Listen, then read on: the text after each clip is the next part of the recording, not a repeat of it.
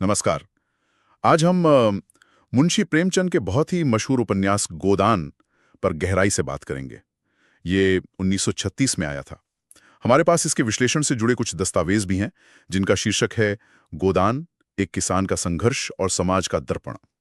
तो आज कोशिश रहेगी कि इस उपन्यास की कहानी, इसके पात्र और इसके पीछे छिपे गहरे संदेशों को समझें।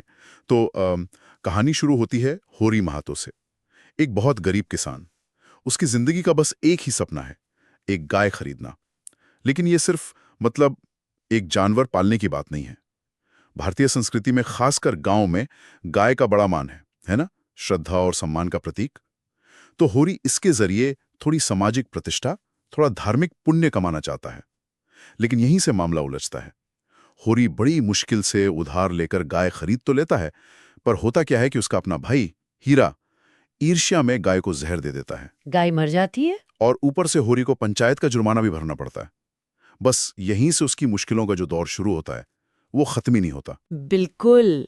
और ये घटना, ये होरी के जीवन की त्रासदी तो है ही, साथ ही ये उस समय के ग्रामीण भारत की कड़वी सच्चाई भी दिखाती है। होरी कैसा है? सीधा साधा, धर्म को मानने वाला, बहुत सहनशील किसान है। लेकिन जो समाज की व्यवस्था है, शोषण करने वाले लोग हैं, जमींदार हैं, महाजन हैं, पंडित हैं, ये सब उसे लगातार पीसते रहते हैं।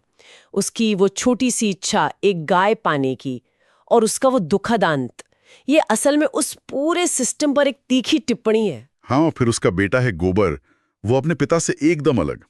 उसमें एक तरह का विद्रोह है, वो बदलाव चाहता है। और जब वो झुनिया, जो एक दूसरी जाति की विधवा है, उससे बिना शादी के संबंध बनाता है, तो ये उस वक्त के सामाजिक नियमों को सीधी चुनौती है। सही कहा। गोबर डर के मारे शायर भाग जाता है। लेकिन एक बात जो मुझे हमेशा छू जाती है, वो है होरी की पत्नी धनिया। वो कितनी मजबूत औरत है। समाज क्या कहेगा, इस डर के बावजूद वो झुनिया को अपना लेती है, उसे सहारा देती है। सोच को कितनी बारीकी से समझते थे। ये औरतें अपनी परिस्थितियों से लड़ रही हैं, चुप नहीं है। और गोबर का शहर जाना, वो हमें एक और दुनिया दिखाता है। शहरी जीवन की अपनी उलझने हैं, पूंजीवाद है, वर्ग संघर्ष है, जिसे हम आधुनिकता कहते हैं, उसका खोखलापन भी है।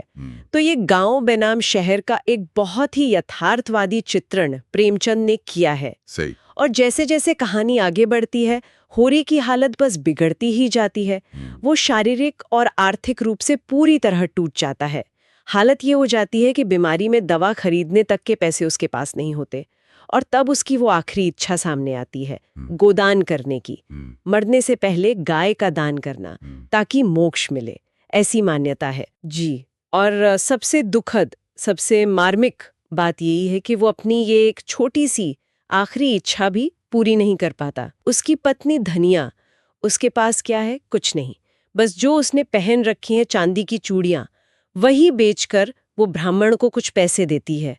और वही चंद सिक्के, वही होरी का गोदान बन जाते हैं, एक प्रतीक। ये उस किसान की जिंदगी भर की अधूरी इच्छाओं का, उसकी गहरी आस्था का और उसके कभी न खत्म होने वाले संघर्ष का प्रतीक है। बहुत असरदार है ये। तो अगर हम देखें इस उपन्यास से मुख्य बातें क्या निकलती हैं? पहला तो ये कि भारतीय किसान की जो दुर्दशा है, उसका जीता जागता चित्र है। समाज में जो जातिवाद है, जो आर्थिक शोषण है, हर कदम पर उसका आईना है ये। फिर धनिया और झुनिया जैसी मजबूत महिला पात्रों के जरिए स्त्री चेतना को भी दर्शाया गया है। और हाँ, गोदान की रस्म के जरिए कहीं ना कहीं धार्मिक आडंबर पर भी सवाल उठाया गया है। बिल्कुल।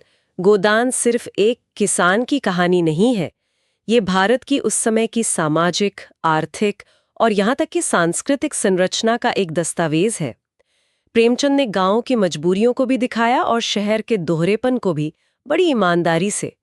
होरी का संघर्ष आज भी हर उस गरीब, मेहनतकश इंसान का संघर्ष लगता है, जो व्यवस्था के बोझ तले दबा हुआ है। इसीलिए ये उपन्यास आज भी उतना ही प्रासंगिक है, उतना ही जरूरी है। सही कहा। जाते जाते एक विचार छोड़ जाते। प्रेमचंद ने दिखाया कि कैसे धर्म और समाज में इज्जत पाने की एक साधारण सी इच्छा भी एक इंसान को अंतहीन संघर्ष में धकेल सकती है। सोचने वाली बात है कि क्या आज भी हमारे समाज में ऐसी अनदेखी बेड़ियां, ऐसी मजबूरियां या उम्मीदें मौजूद हैं जो लोगों को अपने असल सपनों का, अपनी आकांक्षाओं का गोदान करने पर मजबूर कर देती